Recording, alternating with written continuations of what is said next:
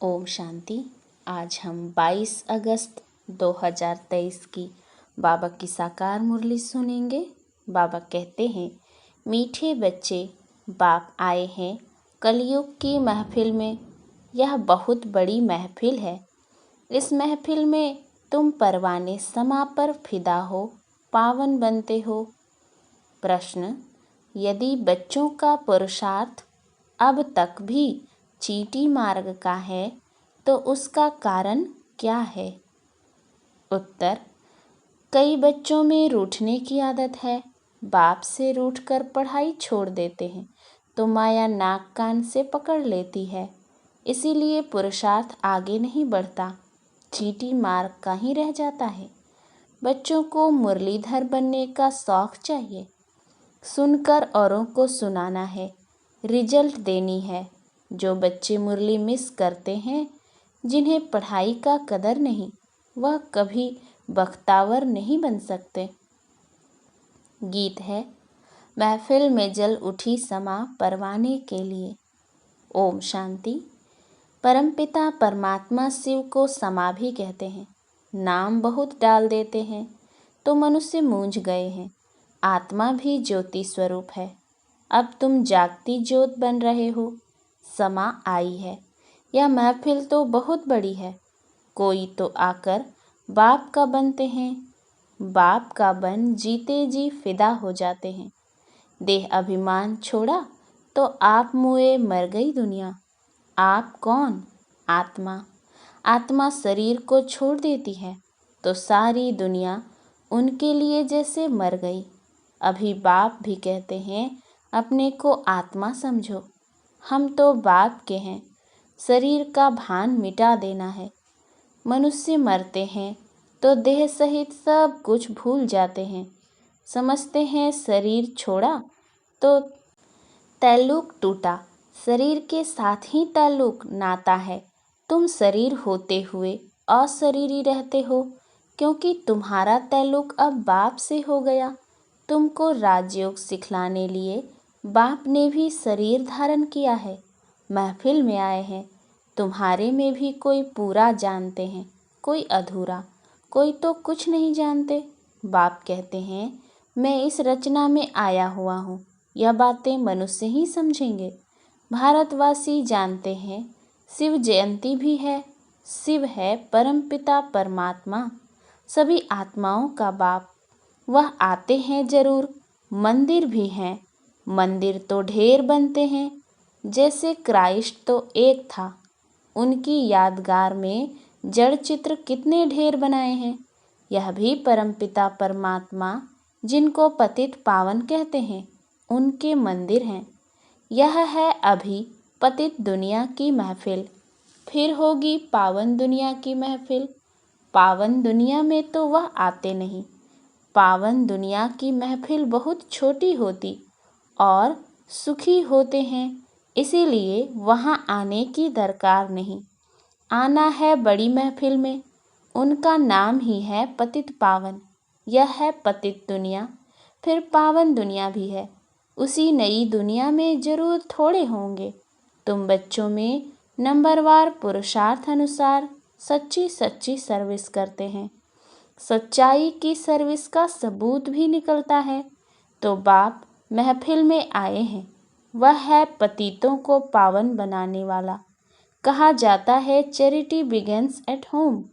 भारत अविनाशी बाप का अविनाशी बर्थ प्लेस है। मनुष्य भूल गए हैं शिव बाबा कब आया था।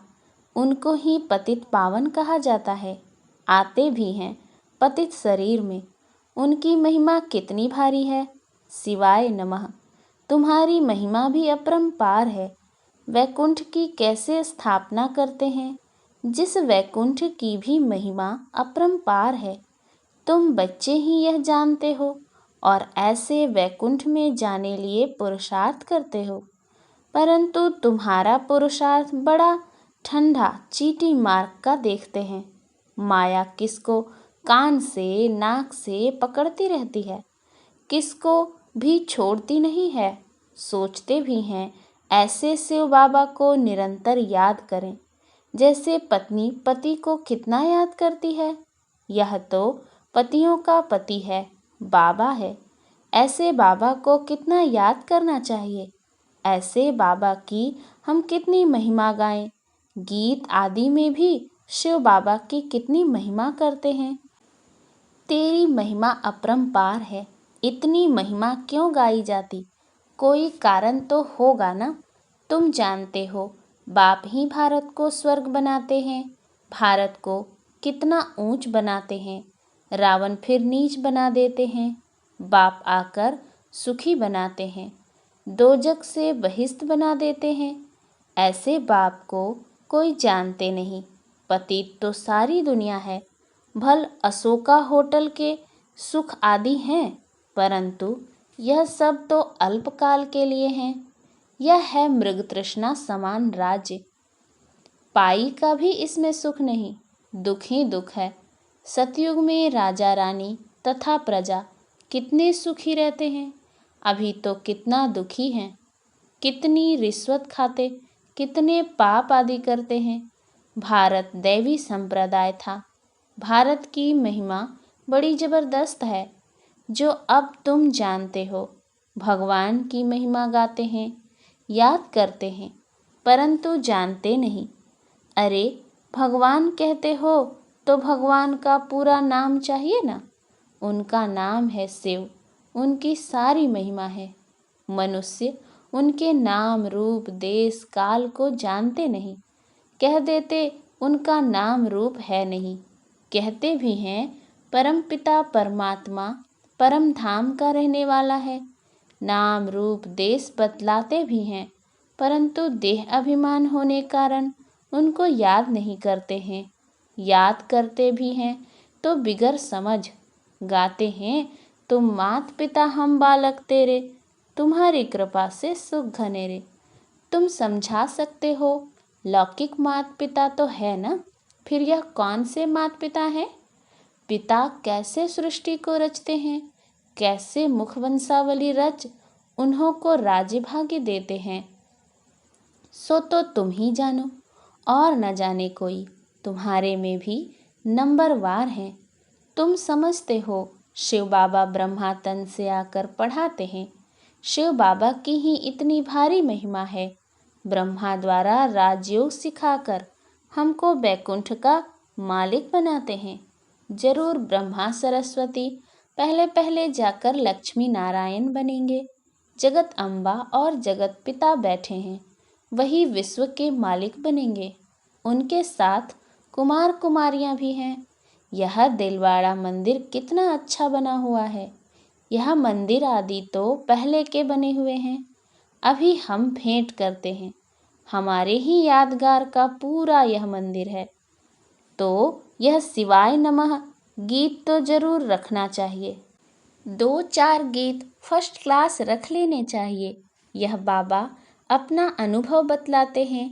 दिल होती है बाबा की याद में रहकर खाएं, परंतु भूल जाते हैं। वो तो कहते हैं मैं अभोक्ता हूँ। उनको यह नहीं आता कि यह अच्छा है या बुरा है। बाप कहते हैं मैं आता ही हूँ तुम बच्चों को पतित से पावन बनाने, क्योंकि रावण ने तुम्हारे ऊपर जीत पहन ली है। अब फिर उस पर जीत पानी है। रावण तुमको कौड़ी जैसा बनाकर देवाला निकाल देते हैं। भारत का अब देवाला है ना, फिर तुमको सॉल्वेंट बनाता हूँ। इन सॉल्वेंट बुद्धि मनुष्य ही बनते हैं। तो यह शिवाय नमः का गीत बड़ा अच्छा है। नंबर 1 उनकी महिमा है, फिर भारत की भी महिमा है। वंडरफुल भारत था, गाते तो है ना। स्वर्ग था, हीरे जवाहरों के महल थे। फिर वह कहाँ गए? माया की कैसे प्रवेशता हुई? सतयुग में देवी देवताएं धर्म श्रेष्ठ कर्म श्रेष्ठ थे। भ्रष्ट कर्म कराने वाली माया वहाँ होती नहीं। और यहाँ के पुरुषार्थ की प्रारब्ध तुम पाते हो। तुमको कोई दुख होने की बात ही नहीं, पाप करने की दरकार नहीं। यहाँ तो पैसे के लिए कितने पाप करते हैं। वहाँ तो बहुत धन रहता है, बेहद की राजाई है ना। गाया जाता है भारत दैवी राजस्थान था। जब दैवी राजस्थान था तो देवी देवताओं का धर्म श्रेष्ठ था। बाप आकर श्रेष्ठ देवी देवता धर्म की स्थापना कर रहे हैं। तुम जानते हो हम श्रेष्ठ बन रहे हैं, तो कोई पाप का काम नहीं करना है, डर रहना चाहिए। अच्छे अच्छे बच्चों को माया नाक से पकड़ पाप करा देती है।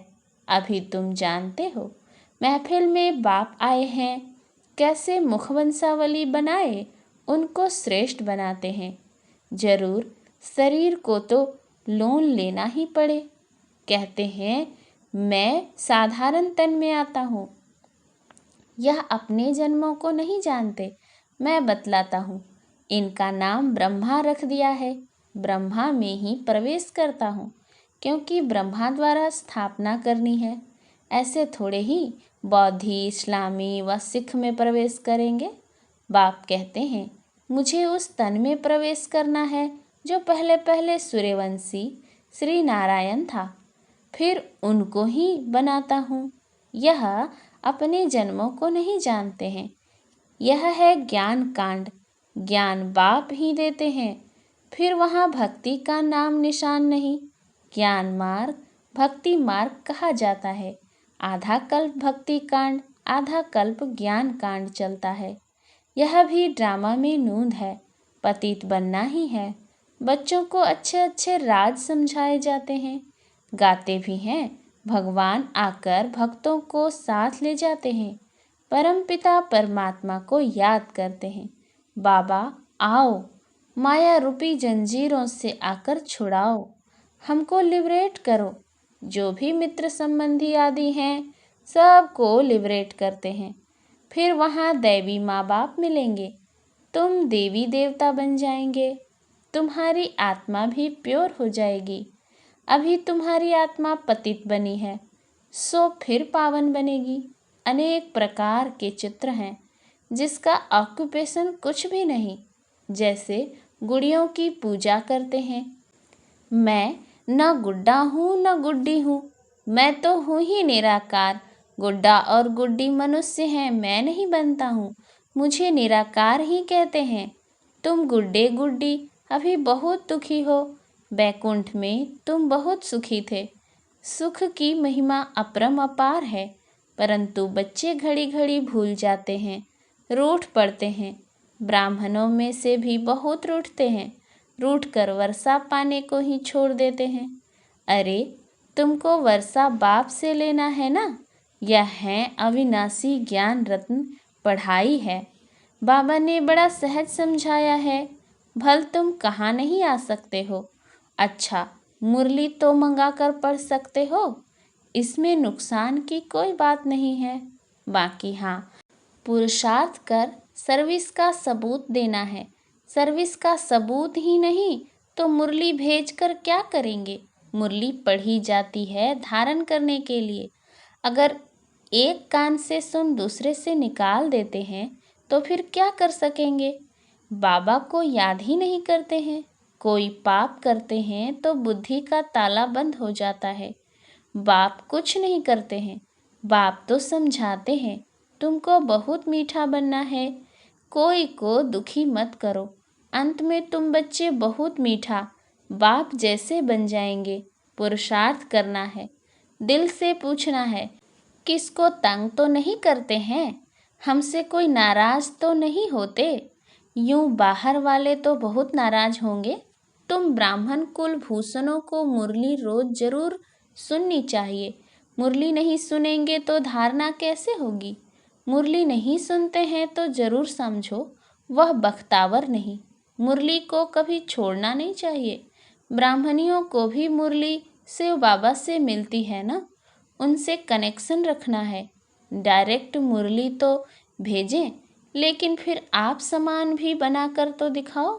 बाप को याद करते रहो, बाप की याद औरों को दिलाते रहो। समाचार दो तो पता पड़े, नहीं तो कैसे समझेंगे कि बाप की सर्विस कर रहे हो। सबूत जरूर चाहिए सर्विस का। मुरलीधर बनने का शौक चाहिए। टेप्स भी मुरलीधर बनती है ना।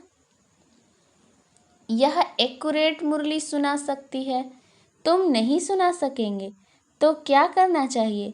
औरों के कल्याण के लिए टेप रिकॉर्ड मशीन लेकर देनी चाहिए। इतने सब सुनेंगे तो उन सब का फल देने वाले को बहुत मिलेगा।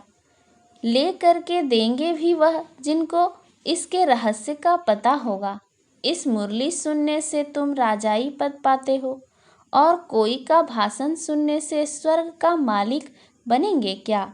अथवा मनुष्य से देवता थोड़े ही बनेंगे।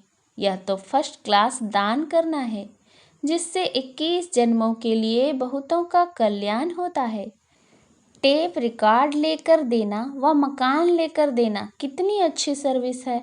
बच्चे बैठ सर्विस करेंगे, मकान फिर भी तुम्हारा ही रहेगा, उसका फल तुमको मिलेगा। वहाँ रिटर्न में बड़े बड़े महल मिल जाएंगे। वह समय आएगा जो तुम बच्चों को तो बहुत मकान मिलेंगे, चरणों में झुकते रहेंगे। मकान भी हम क्या करेंगे, हमको तो सिर्फ सर्विस करनी है। मकान लो फिर मुफ्त में पैसा भरकर क्यों दो। सौदागर भी तो यह पक्का है, सेंसिबल सौदागर है। अच्छा, मीठे मीठे सिकिलधे लकी ज्ञान सितारों प्रति माता पिता बाप दादा का याद प्यार और गुड मॉर्निंग। रूहानी बाप की रूहानी बच्चों को नमस्ते। हम रूहानी बच्चों की रूहानी बाप दादा को याद प्यार गुड मॉर्निंग और नमस्ते नमस्ते नमस्ते। धारणा के लिए मुख्य सार। पहला, शरीर में होते सबसे ताल्लुक नाता तोड़ अशरीरी बनने का पुरुषार्थ करना है। बुद्धि से सब कुछ भूल जाना है। दूसरा, पुरुषार्थ कर सर्विस का सबूत देना है। मुरली सुननी व पढ़नी है धारण करने के लिए। एक कान से सुन दूसरे से निकालना नहीं है। वरदान, नेचुरल अटेंशन व अभ्यास द्वारा नेचर को परिवर्तन करने वाले सिद्धि स्वरूप भव। आप सबके निजी संस्कार अटेंशन के हैं। जब टेंशन रखना आता है तो अटेंशन रखना क्या बड़ी बात है। तो अब अटेंशन का भी टेंशन ना हो, लेकिन नेचुरल अटेंशन हो। आत्मा को न्यारा होने का नेचुरल अभ्यास है। न्यारी थी, न्यारी है, फिर न्यारी बनेंगी। जैसे अभी वाणी में आने का अभ्यास पक्का हो गया है, ऐसे वाणी से परे न्यारे होने का अभ्यास भी नेचुरल हो जाए तो न्यारेपन के शक्तिशाली वाइब्रेशन द्वारा सेवा में सहज सिद्धि को प्राप्त कर सकेंगे, और यह नेचुरल अभ्यास नेचर को भी बदल देगा। स्लोगन, अशरीरीपन की एक्सरसाइज और व्यर्थ संकल्पों के भोजन की परहेज करो तो एवर हेल्दी रहेंगे। अच्छा, ओम शांति।